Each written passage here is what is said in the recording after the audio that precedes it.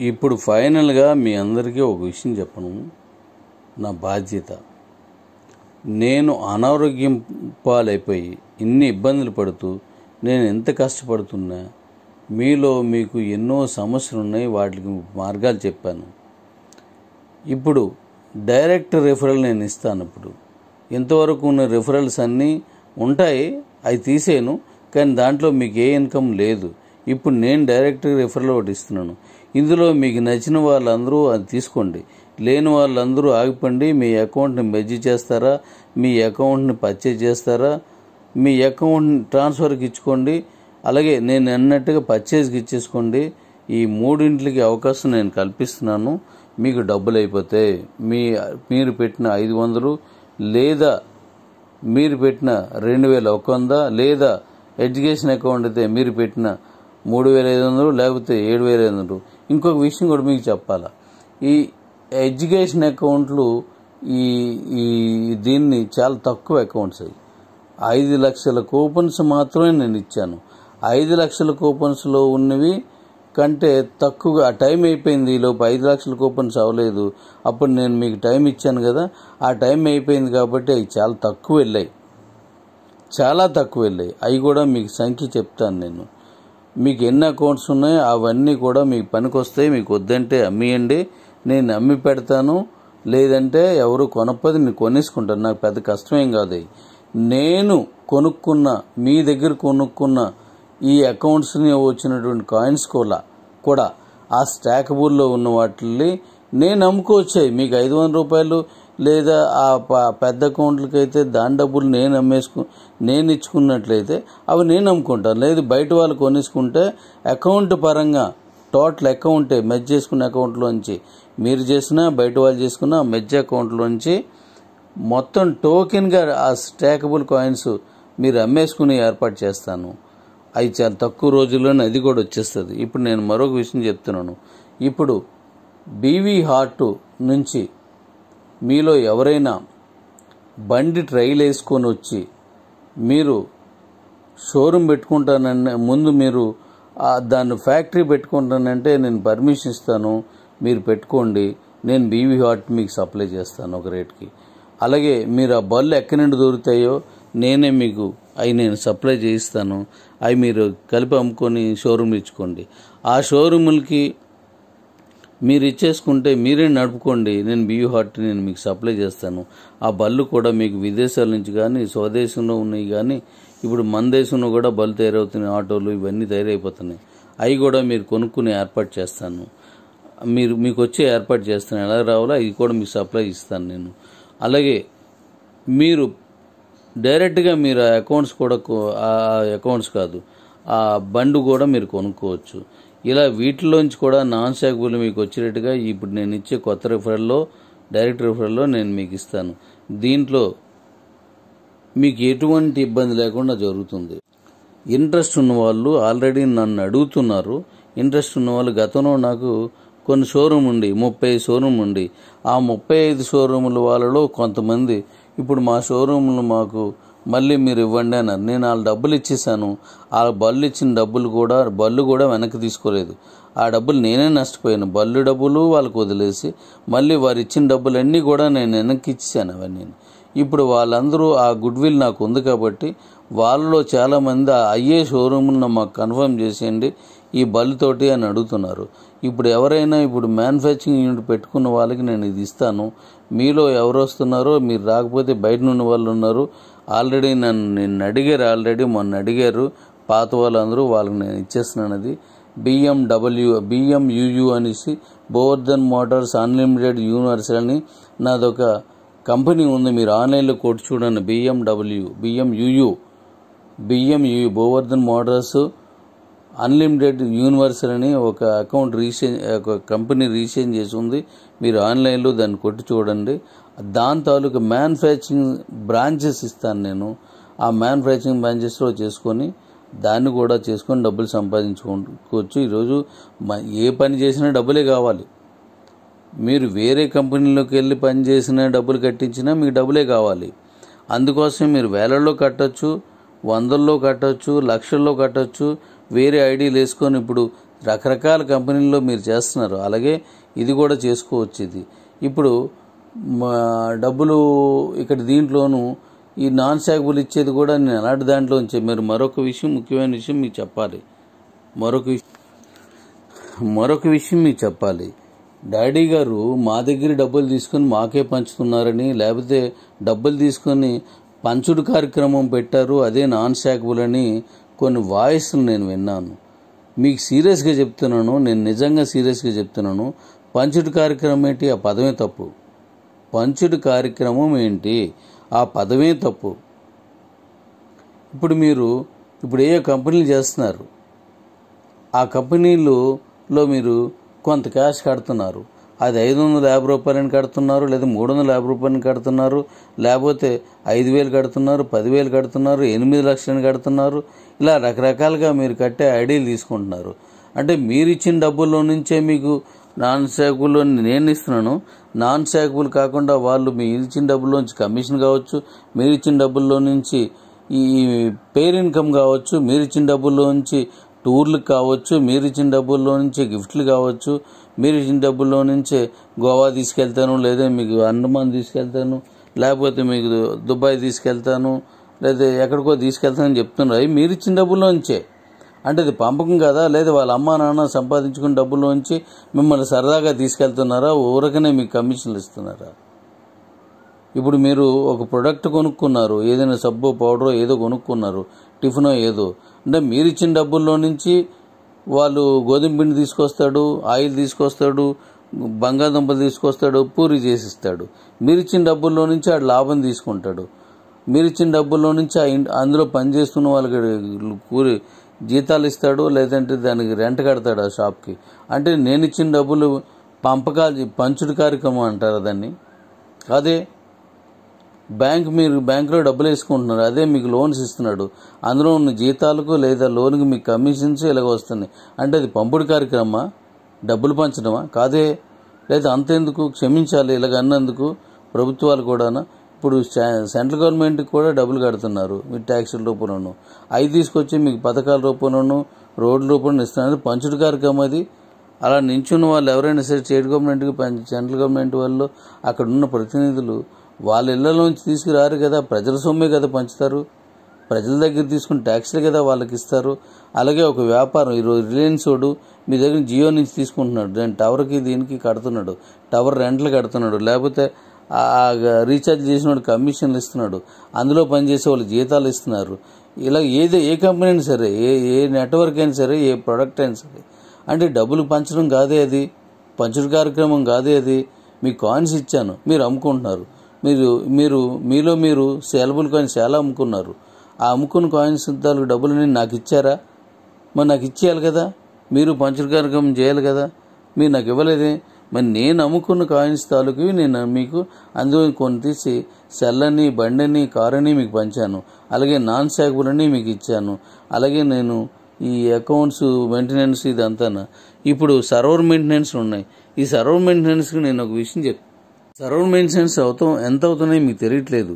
ఇప్పుడు merge account డబ్బులు తీసుకుంటున్నాము అంటున్నారు. మెర్జ్ అకౌంట్ డబ్బులు ఎందుకు తీసుకుంటున్నాను? మీరు ఒక ట్రాఫిక్లోను కెమెరాస్ పెడతారు, అది నెల రోజుల బ్యాకప్ మాత్రం ఉంటుంది. ఎందుకంటే అంతకంటే ఎక్కువ ఉంటే మెయింటెనెన్స్లు ఎక్కువైపోతాయి. మీకు బ్యాంకులోను మీ అకౌంట్ని 1 సంవత్సరం వరకు బ్యాకప్ ఇస్తాడు, ఎన్ని మీకు ట్రాన్సాక్షన్ అయిందో. 2 ఏళ్ళు 3 ఏళ్ళు ఇస్తాడు, అంతకంటే ఎక్కువడు. అంతకంటే ఎక్కువగా దాంట్లో బ్యాకప్ ఉంచినట్టయితే సర్వర్ మెయింటెనెన్స్ చాలా భయంకరంగా ఉంటాయి. మీ ఇళ్లలో కెమెరాస్ పెట్టుకున్నారు, అది 15 రోజులు, నెల రోజులు, 3 నెలలు ఇలాగే బ్యాకప్ ఇస్తారు. అంతకంటే ఎందుకంటే దాని బ్యాకప్ ఎక్కువైన కొద్దీ మీకు మెయింటెనెన్స్ ఎక్కువైపోతుంటుంది. అలా ప్రతిదానికి మెయింటెనెన్స్ ఉంటుంది. అలాంటి మెయింటెనెన్స్ నీకు సంవత్సరాల తరబడి నేను ఉంచాలి. మీ అకౌంట్ మెర్జ్ చేసుకున్నారంటే మీ అకౌంట్ ఉంచాలి. మీరు ఎవరి అకౌంట్ని మెర్జ్ చేసుకున్నారో అది విడిగా నేను అందులో ఉంచుతాను, చూదురుగా అందులో. దాన్ని అంతటి ఎప్పుడు కనిపించినా ఎవరైనా నా అకౌంట్ మీరు అమ్ముకున్నారు, మీరు తీసుకున్నారు, నాకు ఆ అకౌంట్లో నేను 10,000 కాయిన్స్ ఉన్నాయి, 1,00,000 కాయిన్స్ ఉన్నాయంటాడు. లేదా 100 కాయిన్స్ ఉన్నాయని 1000 కాయిన్స్ 10,000 కాయిన్స్ ఉన్నాయంటాడు. లేదురా బాబు నీ అకౌంట్ నేను మెర్జ్ చేసుకున్నప్పుడు నీకు ఇన్ని ఉన్నాయని చెప్పాలంటే ఆ అకౌంట్ని సపరేట్గా నేను మెయింటెనెన్స్లో చూపించాలంటే ఆ మెయింటెనెన్స్ అందులో సర్వర్ బ్యాకప్ ఎంత అవుతుంది, నాకు ఇది ఎంత కట్టాలి? పోనీ 2 ఏళ్ళు 3 ఏళ్ళు ఉంచాలా? మీ బ్యాకప్ అనేది 100 సంవత్సరాలు మీ బ్యాకప్ ఉంచాలి. మరి నాకు ఎంత ఖర్చు అవుతుంది? అందుకోసమే మెయింటెనెన్స్ కొన్ని కాయిన్స్ తీసుకుంటాను. మెయింటెనెన్స్కి ఇది మళ్ళీ ఆ అకౌంట్ మెయింటెనెన్స్, మీ అకౌంట్లో మళ్ళీ దాని తాలూకా డీటెయిల్స్ అన్నీ చూపించిన మెయింటెనెన్స్. ఇది ఎంత ఖర్చు అవుతుంది? ఇంత ఖర్చు అయినా ఈ 250 రూపాయల్లో మీకు నాన్ శాకబుల్ ఇస్తున్నాను. ఆ 250 రూపాయల్లో మీకు శాలబుల్ కాయిన్స్ 80 కాయిన్స్ ఇచ్చి అందులో 30 కాయిన్స్ శాలబుల్ ఇచ్చేస్తే మీరు 8 రూపాయలకు అమ్ముకున్న 250 రూపాయలు మీకు వచ్చేస్తుంది. అంటే 240 బట్ 50 రూపాయలు అనుకోండి. లేదు 10 రూపాయలకు అమ్ముకుంటే 300 వస్తాయి. లేదు 100 రూపాయలకు అమ్ముకున్నట్టయితే 3,000 వస్తుంది మీకు అది. కాబట్టి దీన్ని అర్థం చేసుకోండి. మీకు ఇంకా అనేక విషయాలు మీకు చెప్తాను. ఆవేశపడడం లేదంటే ఎవరో ఏదో అన్నారని ఒక గ్రూప్లో పెట్టేయడం ఇది సబబు కాదు. మీకు అనుకూలంగా అన్నీ చేసుకొస్తుంది. ఏ కంపెనీ కూడా ఇంత మీకు వెనక నుంచి ఇంత సపోర్ట్ చేసి కాయిన్ని నడిపి మీకు సమానం చెప్పడు. సంవత్సరం కాలం పాటు మీ మెయింటెనెన్స్ అన్నీ భరించాను. ఎంత భరించి ఉంటాను? మీకు ఎంతసేపు 12 కోట్లు ఉన్నదని మీకు గ్యారంటీ ఏంటి? తక్కువ ఉండొచ్చు కదా. మీకు సపోర్ట్ ఇవ్వడం కోసం చెప్తాను. మీరు కూడా చాలా కంపెనీలో చెప్తుంటారు, నాకు 10 కోట్లు వచ్చింది, 5 కోట్లు వచ్చింది, 10 లక్షలు వచ్చింది, 5 లక్షలు వచ్చింది, నేను పలానా కంపెనీలో చేస్తున్నాను, నాకు 1,00,000 రూపాయలు వచ్చింది అంటారు. అది నిజమా అబద్ధం ఎంతవరకు తెలుసు? సపోర్ట్ చేయడం కోసం చెప్తారు జూనియర్స్ని. కాబట్టి అలా సపోర్ట్ చేయడం కోసం నేను చెప్పుండొచ్చు. నేను పలానా కంపెనీలో పనిచేస్తున్నాను, నా ఐడి ముందు వేసుకున్నాను, రండి మీరును, నాకు ఇన్ని లక్షలు వచ్చాయి, ఇన్ని వేలు వచ్చాయని మీరు చెప్తున్నారు. అందులో నిజం ఎంత అబద్ధం ఎంత? ఒక మేనేజ్మెంట్ కోసం మీరు చెప్తారు. లేదా ప్రతి దాంట్లోనూ ఈ సెక్షన్ ఉంటుంది. ఒక డెవలప్మెంట్ కోసం చేసుకున్నప్పుడు ఇలాగ జరుగుతుంది, ఇలాగ ఉంటుందని చెప్తారు. దాన్ని పట్టుకొని మీరు ఎంత తీసుకున్నారో అంత తీసుకున్నారో మీరు ఎలా లెక్కేసిస్తారు? అది చాలా పొరపాటు. అది చాలా పొరపాటు. దాన్ని మీరు అర్థం చేసుకోవడానికి ప్రయత్నించండి. ఇది కాబట్టి మీ అందరికీ మీకు పనికొచ్చేలాగా నేను చేస్తున్నాను. నాకు ఒంట్లో బాగుపోయిన నేను చేస్తున్నాను. కాబట్టి అలాగే ఇప్పుడు బీవీ హార్ట్ అనే దానికి ఇప్పుడు నేను ఇచ్చిన వీడియోలో చూడండి, మీకు వివరంగా అర్థమవుతుంది. బీవీ హార్ట్లో మీకు మంచి అవకాశం ఉంటాయి. దాంతో ఎన్నో ఉపయోగాలు ఉన్నాయి. అందులో ఒకటి మాత్రమే ఈ బల్లుకి పెట్టుకొని ఫ్యూయల్ లేకుండా వాడుకోవడం. దీనికి ఇంటర్నేషనల్ పేటెంట్ రైట్ తీసుకున్నాను నేను. దానికి భయపడాల్సిన పని లేదు. ఇంకోడు దాన్ని వాడేసుకుంటాడేమో అని చెప్పేసి నేను అది తెలుసుకొని వాడేసుకుందరని మీరు ఆశపడాల్సిన అవసరం లేదు ఎవరైనా. అది నేను ఇంటర్నేషనల్ పర్మిట్ తీసుకున్నాను. అంత తెలివి తక్కువగా ఇంత కంపెనీని ఇన్ని సంవత్సరాల నుంచి నడుపుతున్నవాడిని, ఇన్ని సంవత్సరాలు ప్లాన్ చేసుకున్నవాడిని, ఇంకా ఎన్నో సంవత్సరాలు నడపవలసిన వాడిని అంత తెలివి తక్కువగా ఏమీ ఆలోచించను. కాకపోతే అపోహలకు వెళ్ళకండి. మీలో మీరు తప్పుగా అర్థం చేసుకోకండి. నన్ను తప్పుగా అర్థం చేసుకోకండి. నేను మీలో ఒకడిని, మీకోసం పనిచేస్తున్నాను. మీరు ఈ కంపెనీలో పనిచేయకపోయినా వెళ్ళిపోయి వేరే కంపెనీలో పనిచేస్తున్నారు. అక్కడ మళ్ళీ మీరు ఐడీలు వేయిస్తున్నారు. మరి ఉంటున్నాయా పోతున్నాయా ఎన్ని కంపెనీలు పోయాయనేది మీ విజ్ఞతగా వదిలేస్తాను. మీకు తెలిసిన విషయాలు నాకు తెలియదు కాబట్టి, మీరు నష్టపోయిన విషయాలు నాకు తెలియదు కాబట్టి, మీరు ఎవరైతే ఇందులోనూ మన గ్రూపుల్లో ఉన్నారు వీళ్ళందరూ ఏదో కంపెనీలో పోగొట్టుకున్న డబ్బులు కూడా అక్కడ చెప్పడానికి ఆ కంపెనీ లేదు కాబట్టి ఆ కంపెనీ మీద కోపాన్ని ఉన్న నన్ను నిందించే పనిగా చేస్తున్నారు. ఇలా తీసుకున్నారు, అలా తీసుకున్నారు. ఏంటంటే వినడానికి కూడా ఉన్నాడు కాబట్టి. చూడండి, మీరు తగు చెప్పినప్పుడు పక్కన తిడుతున్నప్పుడు ఎదురుగా ఆ తగు తెప్పడానికి వచ్చిన కూడా మనం తిడుతుంటాం. అంటే ఆయన తిట్టినట్టు కాదు, ఆ పక్కనున్నోడికి అక్కడ తిట్టాల్సిన తిడుతుంటాడు, వీడికి చెప్తుంటాడు. ఎవడైనా వింటే ఈయనే తిడుతున్నారు అనుకుంటాం మనం. కానీ అలా కాదు. అలాగే ఇందులో కూడా ఎక్కడో పోగొట్టుకున్న డబ్బులు కూడా ఆ ఉక్రోషాన్ని ఆ కోపాన్ని మన కంపెనీలో చూపించిన వాళ్ళు కూడా ఉండొచ్చునేమో. నేను ఎవరిని నిందించట్లేదు. కాబట్టి పెద్ద మనసుతో అర్థం చేసుకోండి. అందరం కలిసి ఉందాం, ముందుకెళ్దాం, కంపెనీని పెద్ద భారీ స్థాయిలోకి తీసుకెళ్దాం, దీన్ని ఇంకా పెద్ద చేద్దాం. ఏమున్నది, ఈ కంపెనీకి అవ్వదు ఇంకో కంపెనీకి వెళ్ళాలి, ఈ పనికి అవ్వదు ఇంకో పని చేయాలి. అది కూలి పని అయినా చేయాలి, నౌకరీ అయినా చేయాలి, వ్యాపారం అయినా చేయాలి. కాబట్టి ఏదో ఒకటి చేయాలి. అలా చేయాల్సింది మీకోసం ఇంత నిరంతరం కష్టపడుతున్న నాతో ఎందుకు చేయకూడదు, నన్నే ఎందుకు నమ్మకూడదు? సో మీరు డబ్బులు కట్టించానని అంటున్నారు, మీరు అమ్ముకుని మీ సాలబుల్ కాయిన్స్ మీరు తీసుకోవచ్చు, నేను అమ్ముకుని నేను తీసుకోకూడదా? పోనీ సరే, మీరు అది మెర్జ్ చేసుకోండి, అది ట్రాన్స్ఫర్ చేయండి, మీకు వీలు లేకపోతే అది అమ్మకాన్ని పెట్టేయండి, అది ఎవరికైనా అమ్మేస్తాను, లేకపోతే డబ్బులు నేనే తీసుకుని ఆ అకౌంట్ నేనే మీకు ఇచ్చేస్తాను. 1440 కోట్లు మించైతే ఉండవు కదా, అది ట్రాన్స్పరెన్సీ కదా, అది డైరెక్ట్గా పెట్టిందే కదా. కాబట్టి దీన్ని అర్థం చేసుకొని నాతో సహకరించండి, మీకు మంచి ఉజ్వల భవిష్యత్తు ఉంటుంది. బాగా పనిచేసిన వాళ్ళు గుర్తించి తీసుకువెళ్తాను. ఇక్కడ సీనియర్ జూనియర్ అనేది విధం లేదు. ఈ కొత్త దాంట్లో ఎవరు కష్టపడతారో వాళ్ళు తీసుకెళ్తాను. మీ అందరికీ కూడా బండి షో చేస్తాను. అందరికీ చేయలేకపోవచ్చు, ఎవరో ఎక్కడో కొంతమందికని నేను చేసి చూపిస్తాను. ఆ తర్వాత బండి రిలీజ్ చేస్తే మీ ఊర్లంటా బళ్ళు పరిగెట్టి వస్తాయి, ఆ బళ్ళు తిరుగుతుంటాయి, మిగతా వాళ్ళు చూడొచ్చు. అది ఫస్ట్ బళ్ళు కొన్నింటికి నేను మీకు ఒక టార్గెట్, చిన్న టార్గెట్లు ఇచ్చి మీకు ఆ ఫస్ట్ బండి మీరు కొనుక్కునే అవకాశం ఇస్తాను. మీ ఊర్లో మీ రోడ్ల మీద దాన్ని పరిగెత్తించండి విత్ పర్మిషన్తో. ఎంత సుఖంగా ఉంటుందో. నేను చేసే ప్రతి పనిలోనూ గవర్నమెంట్ ట్యాక్స్ వెళ్ళేటట్టు చేస్తాను. రేపు మీరు బండికి వచ్చిన దాంట్లో కూడా మరి ఇంత మైలేజ్ వస్తుంది కాబట్టి గవర్నమెంట్కి కూడా దాని తాలూకు డబ్బులు వాళ్ళకి చెందేటట్టుగా చేస్తాను. దయించి అర్థం చేసుకోండి. మీ అందరికీ నా స్నేహితులుగా, నా పిల్లలుగా, నా బంధువులుగా భావించి మీతో కలిసి నడిచే మీ వ్యక్తిని. Thank you. నన్ను ఆదరించి నాతో కలిసి నడండి, అభిమానించి నాతో కలిసి ఉండండి. మీకోసం నిరంతరం ఒంట్లో బాగుపోయిన పనిచేసే మీ డాడీ, మీ స్నేహితుడు, మీ బంధువు. Thank you. మరొక విషయం ఏంటంటే డాడీస్, మనకి ఇష్టం ఉంటే మీరు కాల్ చేసి మాట్లాడచ్చు, లేదా ఇష్టం ఉంటే మీరు వారితో సమాధానం తీసుకోవచ్చు, లేదా మానేయచ్చు. కానీ సీనియర్స్ అంటే సీఈఓస్ని కానీ సూపర్ సీఈఓస్ని కానీ వాళ్ళని మనం తప్పుగా మాట్లాడుతున్నారు కొంతమంది, ఒకరిద్దరు. నేను దాన్ని గుర్తించి నేను దానికి ఖచ్చితంగా యాక్షన్ తీసుకుంటాను. ఏంటంటే, మీకు నచ్చితే ఫోన్ చేసి మాట్లాడండి, లేకపోతే మానేయండి. ఇది నా రిక్వెస్ట్. కానీ వాళ్ళు దొంగలని సూపర్ సీఈఓస్ మీద లేదంటే సీఈఓల మీద తప్పుడుగా రాయడం రైట్ కాదు. ఒక సీనియర్ లేకుండా జూనియర్ లేడు, గురువు లేకుండా శిష్యుడు లేదు, దారి చూపించేటువంటి గైడ్ లేకుండా దారి కనబడదు. వాళ్ళు లేకుండా మీరు కిబోలో లేరు. వాళ్ళు చెప్తేనే మీరు వచ్చారు, వాళ్ళు ఉంటేనే నాకు ఇంత క్రౌడ్ వచ్చింది.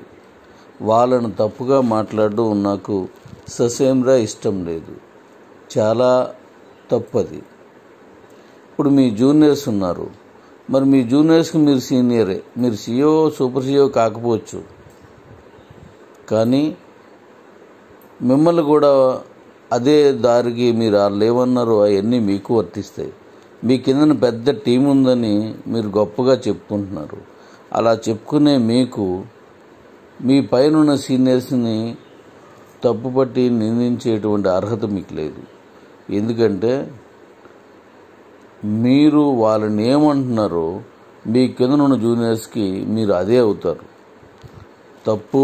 మీరు ఎప్పుడు అలా మాట్లాడొద్దు. మీరు ఏదైనా కంపెనీలో, ఇప్పుడు మీరు వేరే కంపెనీలో జాయిన్ అయ్యారనుకోండి, మరి మీరు ఎవరికైనా రిఫరల్ ఇస్తారు, మరి మీరు వాళ్ళకి ఏమవుతారు?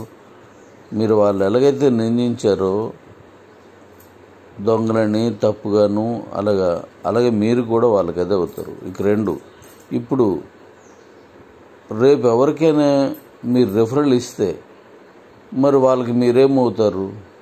మీరు కూడా తప్పుగానే భావించుకుంటారు. ఎప్పుడు అలా చేయకూడదు. నచ్చితే చేయొచ్చు, లేకపోతే మానేయచ్చు. మరి వారిని అన్నప్పుడు ఆ నిందలు అన్నీ నాకు కూడా వర్తిస్తాయి.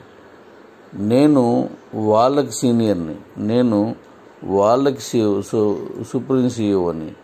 లేదా వాళ్ళకి సీఈఓ అని, వాళ్ళకి సూపర్ సీఈఓ అని నేను. కాబట్టి తప్పుగా మాట్లాడడం అనేది చాలా తప్పు. ఇలాంటివి మాట్లాడకండి. మిగతా వాళ్ళందరూ ఆ మాటలన్నీ వాళ్ళని వాళ్ళు చెప్పినవి వినండి, నేను చెప్పినవి చూడండి. తప్పుగా మాట్లాడొద్దు. ఎప్పుడూ కలకాలం మనందరం కలిసే ఉండాలి. తప్పుగా ఇక మీదట ఎప్పుడు మాట్లాడొద్దు. వాళ్ళు మాట్లాడితే ఖచ్చితంగా నేను యాక్షన్ తీసుకోవాల్సి వస్తుంది. ఎందుకంటే మీరు మళ్ళీ మరొకరు రిఫరల్ ఇవ్వాలి.